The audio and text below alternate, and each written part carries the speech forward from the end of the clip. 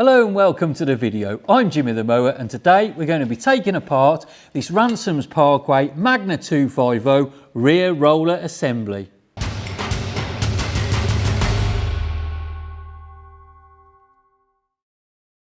Okay then, so if you use these mowers with these rear roller assemblies, you'll know that throughout a season they take a real battering. We've got a bit of play in the bearings on this one. It's got to come apart. It's the end of season refurbishment. We take everything apart, grease it all up, clean it all up and put it back together. Now this scraper wire looks pretty good, but in fact it's very stretched. We've only got a little bit left either side. If you want to keep it for a spare, you can.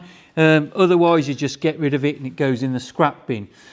A couple of things to note. Here on the end we've got 13mm bolts on there, 13mm nut on this one, same on the other side. These we can twist off and we grease before we put them back together, and really that's about it. All you have to do before you start taking it apart, cover it all in your favourite release spray. We've sprayed this one up about 10 minutes ago. Let the oil penetrate and break down the rust, because these go through a lot of wet damp grass and they really do sort of rust up over the season. They take a real battering. So we put the release spray in and hopefully things come apart quite easily, and it's half the time for the job really. So I'll just turn this round, I'll grab the 13mm spanner and the little 7mm spanner and we'll try and get this end off. Right then, there's a couple of ways to get these scraper wires off here at the back. If it's just scrap and you're not interested in keeping it, you can get an angle grinder in, just nip it off there, it'll break in two and you can pull it out. However, if you do want to keep it and might come in handy as a spare, you can always undo it. Use a 7mm spanner. It's a tiny little spanner and it just fits in at the back. So we wedge that in there and there's just enough on this end. Normally when you put them on, you tighten them up and you'll leave a little bit one end or a little bit the other. You try and get the same distance either end. I don't. I leave a little bit one end or a little bit the other. It doesn't matter where it sits on the roller. It's not important. You don't have to balance it up. So we try and leave ourselves a little bit of hex to grip onto so we can undo it if ever we need to. Now hopefully I've got this set to undo. No, I haven't. Always the way, isn't it? And then I should do. Yeah, there you go, and that undoes. Now we've got on this one a nylock nut, so it threads all the way to the end. You can do it one or two ways. Put a nylock on so it holds the thread in place and it doesn't move, or you can use a spring washer or shake-proof washer on there and a normal nut, or sometimes I've seen people put a locking nut on behind a normal nut, or sometimes I've seen people put on a locking nut, a normal nut, a nylock nut, and whatever else they can get on there. I'll explain the reasoning behind that when we go to put these back onto the actual cutting units itself. If you haven't seen the video about how to take these off the cutting unit, then that'll be in the description below, or if you're looking for a playlist, that'll be in the Ransoms videos. So that's that one end done, and hopefully it should slide down and out the back. Well, there you go. How easy is that? Right, that's a piece of cake, so we can put that over there. In fact, I'll put this nut and washer back on the end. So if I put that back on, oh, it's easier to get it off than it was to put it back on. Right, that's on. We can put that out the way. We know if we need one in an emergency, we've got one. Now, this is the trickier bit.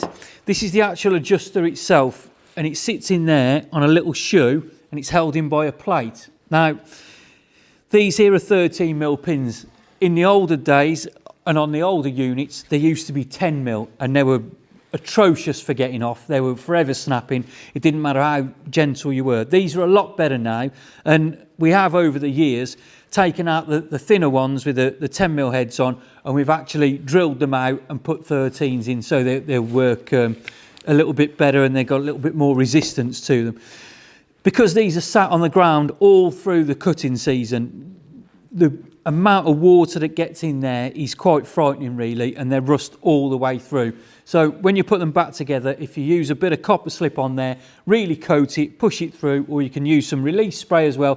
Whatever it is, as long as you've got a bit of oil in there, that helps to keep some of the moisture out. It doesn't always work. These are all copper slipped together when we put them back together, when we reassemble them, but it doesn't guarantee they'll come apart easily.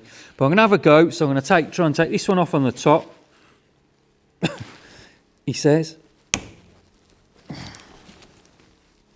Right, that's not having it at all. So we'll try the one below. If not, we'll have to try the bigger ratchet and try and get something on it. Oh, that one's gone. So there we go. You can see just a couple of turns and then it's free. So I'll have another go at this one, try and give it a bit more pressure. Oh, that's it, that's gone. Now before, when we had the smaller 10mm ones in, very often you'd do that and crack and it'd break and it'd be stuck in there.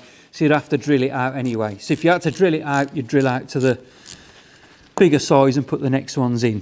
So with a bit of luck, this should come off. That's it. And we'll have a look at that bolt in there, and really that is quite clean. I'll hold that right up to the camera. That's quite clean bolt. You can see shiny and clean. So it's not bad at all. And the grease and oil's worked on there. Let's take this one off. The problem with these, because there's no nut on the end, you're going into a drilled block. It's a machine block and it's threaded through. So the bolts don't always come to the very end of it and dirt gets in from the other end. Well, again, we've got a great one there. I'm happy with that. That's done well. We still change the hardware every time anyway, but just nice to know that it's been doing its job properly. Right, next we've got this little bit on there. That's just basically a cap to hold this rubber in place, and that rubber pinches the end of the roller and allows the roller to spin on the bearings without moving round in the case. So that's how that works. Now we've got this shoe on here, the height adjuster, sorry, it sits in this shoe. So now we have to start working this loose, and then I have had some success with these. Now the hardest thing of taking these apart was getting this off. Since we've started using this release spray, we can get in behind that rubber and it does make it a lot easier. I'm not saying it's foolproof, but it is a lot easier. You can see that's starting to move already, and it's moving around. We've got a bit of movement with it. Oh, and there we go. That's that off. So we have to put that to one side and we clean it. But just to show you, we'll undo this all the way through.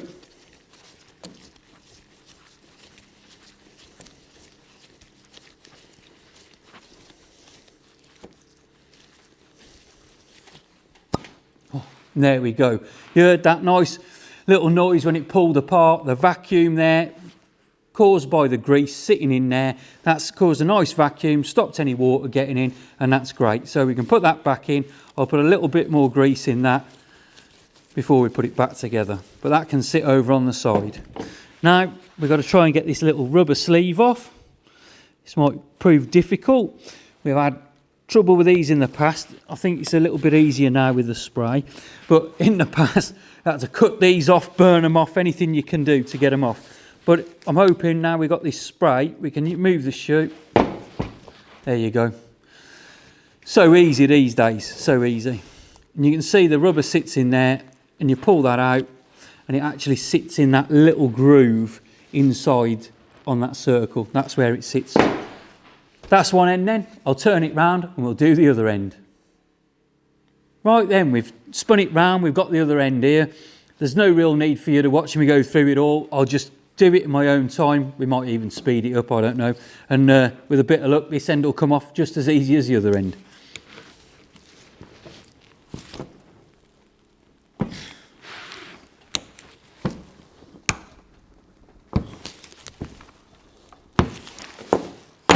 Well, there you go. It won't, will it? I'm going to have to get the big guns out. So give me a couple of minutes and I'll rifle through, get the bigger ratchet and have another go with that. Right, no go with that one. So we've got the bigger one now. So we'll put that over there. Hopefully it should go. Might lift this over. Give myself a bit more purchase on there, I think. I can. I think that one went then. Oh, goodness me. Never easy, is it, eh? You think, oh, spray it up, I'll do everything. We've done everything we can, and they're still a bit sticky. But they're all right in the end. Not too bad. Now, we've got another ratchet we can go up to. I think this is like the 3/8 of an inch. We've got the 1/2 inch one we can go up to. And if you really need to, you can go up and use a an impact wrench or impact driver. I tend not to use one much when I'm taking these apart, because if they have rusted up and you cause yourself some problems, or you probably use an impact driver that's not very powerful, and I just put it on there to rattle the nuts and bolts. You can see with that, we must have had a tight seal. See the bolts quite dirty. We had a tight seal on the top, so we couldn't get any penetrating oil down. If you were stuck like that, you'd have to turn it round and you put some in from the other side, and then it'd work backwards. Stand it up on its end, leave it for half an hour or so, and it'll work backwards and be done. But you start using the big impact wrenches and you just twist the ends off, and you make it very difficult for yourself. Yeah. Again, quite dry on this side, so I don't know what's caused that, whether this one was on tighter or not, but that's done it. Yeah, everything seems solid. This seems solid as well. We might have to bit of persuasion to get this plate off, and then hopefully we'll get this one off. There you go, that's that one done.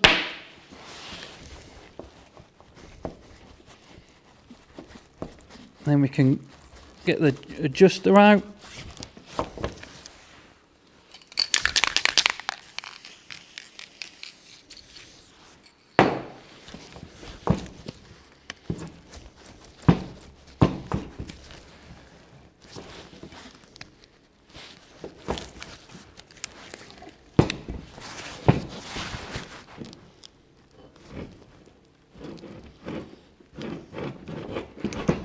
Just ease that one off, and there's me. I thought I won't show you doing this side. I've shown you once, but you never know, do you? You never know how things will pan out. So we do both sides, and we know it's done properly, and you know it's not a fix and they haven't been apart before, and we're just putting them back together. Again, that's solid in there. So the rubber goes a little bit sticky and bonds itself to the metal on the inside. I'll show you when we get this off. You'll be able to see where the grip is. Oh, I saw it slip then, so it's moved along a little bit. It's a tough one. It's like the olden days. We were here struggling with these for half an hour on each one. Then you end up cutting them off or burning them off, or whatever you've got to do, depending on how particular you were about keeping the rollers. Right, I think what I'm going to do, I'm going to put a bit more spray in there, and I'm going to leave it for 10 minutes and grab myself a cup of tea. Right then, we just gave that a couple of minutes, and I gave it a wiggle just, and it's loose. Actually, when I thought it was loose before, I'm pulling that backwards and forwards, is because the bearings have gone in the roller and the whole section's moving. So you should just give this a bit of a wiggle with your thumb. There you go, and it comes off. That's the great thing about the spray. Get it down in there and it works its magic. I don't know if you can see on the camera there on the inside, you can see it's wet. It's penetrated right the way down. Well, you can see on the spindle itself it's wet on there, look. Now, there's little bits of rubber on there, and that's where it's been stuck to it. That's what happens all the time. Just put this here so you can see. That's our roller release then, it's out, and here it is. And the wobble on there, you can hear that, and you can hear it on this end. That's the bearings have gone in there. So that is actually scrap. So we can put that down and out the way. Now, we just have a little look at these bits and pieces. These are the shoes that everything fits in. They're left-handed and right-handed, so they're different on different cutting units. These are the actual height adjusters themselves. These fit in here, and then we've got the nuts and bolts and these little retaining brackets. Now, we're going to make a different video about putting it all back together. So before we do that, we have to take these away. We have to clean them all down, get all the grease off, get all the rust off, re-grease everything. We show you how to take these apart, grease them all up, and then we can put it all back together. So that'll be another one. And as I said, we've got loads of videos on these Ransoms machines, from engine services, cutting units, cylinder grinding. So have a look in the description below and find out what you want to look at. Thanks for watching. I really do appreciate it. If you've got anything nice to say, you can pop that in the comments section below. I'm Jimmy the Mower. I'll catch you on the next one.